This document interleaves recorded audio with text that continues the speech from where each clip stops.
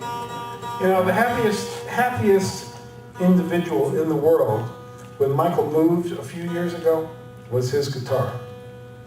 Because he used to take his guitar, he used to have a wood stove where he lived. When his guitar was misbehaving, he would lean it up against the wood stove. Well, you know, let's just give it the idea of what happens if the wood doesn't behave.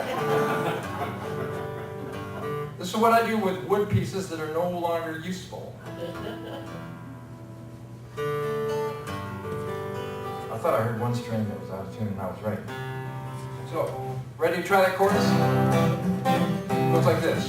Oh, Paul Bunyan, see what have you done? When you mess with Mother Nature, she comes back to have some fun. And I say, oh, Paul Bunyan, see what have you done? These Michigan mosquitoes have got us on the run. Every time it comes around, remember that this is a true story.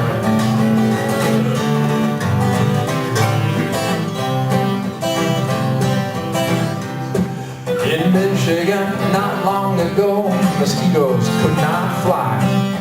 They were big and bad enough to look a logger in the eye.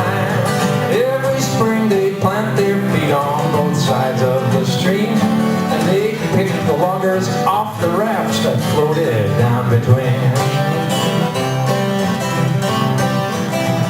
Well, Paul Bunyan heard about this, and he said it would never do.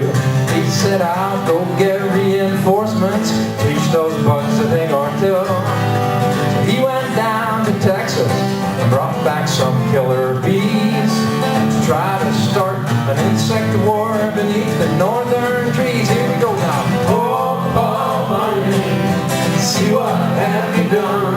When you mess with Mother Nature, she comes back to have some fun.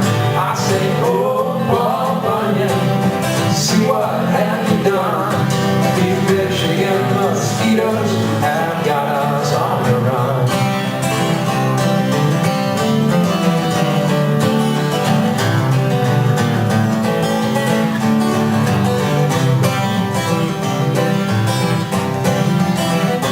Well, the Texas bees were nasty. The mosquitoes were tough and mean. There was buzzing and biting and stinging and fighting like no one had ever seen. But the battleground grew silent with a hush between the trees when the king of the mosquitoes met the queen of all the bees. He was brown and bad and handsome with his sword and suction pipes. She was beautiful and deadly in her black and yellow stripes as they circled round each other looking for an opening.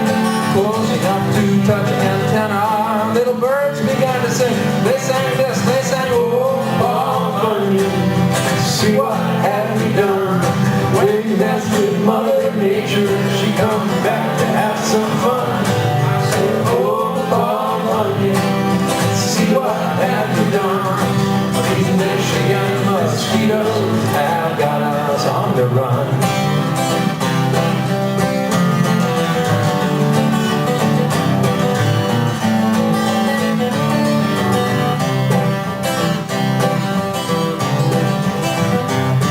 It seemed like they were dancing, but they decided not to fight.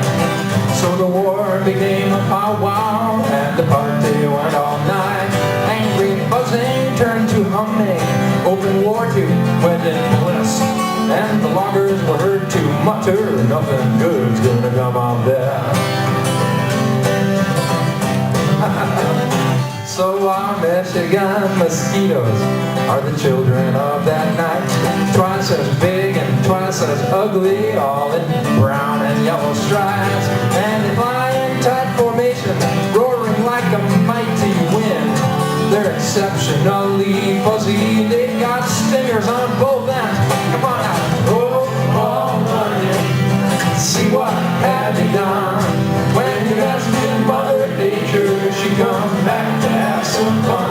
I said, oh, Paul Bunyan, see what have you done? These Michigan mosquitoes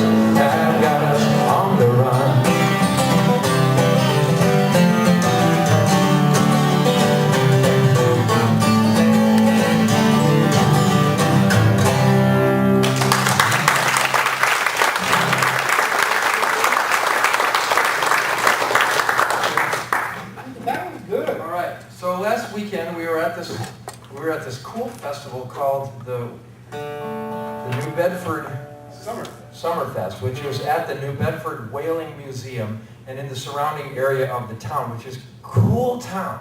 That's if you ever saw an old movie, Moby Dick, starring I think Gregory Peck as old Captain Ahab. I saw that when I was a young guy. I was probably 10, because I think it was in 1958. So, I was either 10 or 11. I came out of that movie with my eyes large and round, And I went immediately down. But he does that all the time. My eyes get large and round. Yeah, that's true. I mean, actually, when I smile, they get all squinty and everything. But people say we have low thresholds of wonder. Yeah, I've always been like that. Low threshold of wonder. So I think that's an advantage when you're an artist.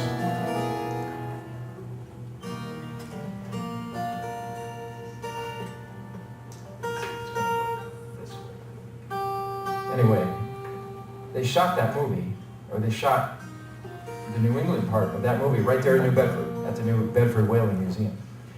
And so when you walk around it, there's the old Sailors Church and the place where they filmed some of those scenes, right? Yeah, the opening scene of the movie, I think, was Gregory Peck in that old whaling church. Cobbled streets, beautiful place. So why were you talking about this? Oh, right, because we were scheduled to play at 2 o'clock. They gave us a nice hotel room, right? David got up, he wanted to go do some, what did you call that? That shape note singing. David wanted to get up, he went out and went to do shape note singing, which they do early on Sunday morning. I stayed in bed, I didn't care. Anyway, I got up pretty soon, just like lazy. We didn't have to be on stage until 2 o'clock, right? So I was getting up lazy. I went to check my email, plugged in my computer, went right online. Hey, that's cool. And then there's an email from David. He must have sent it from his phone going, call me, we're supposed to go on at 12:30.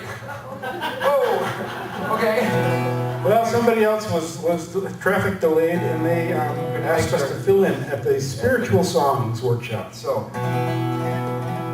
first thing, this is what I wanted to do as soon as I got to that. We don't really do much in the way of gospel songs, and it wasn't entirely a gospel workshop.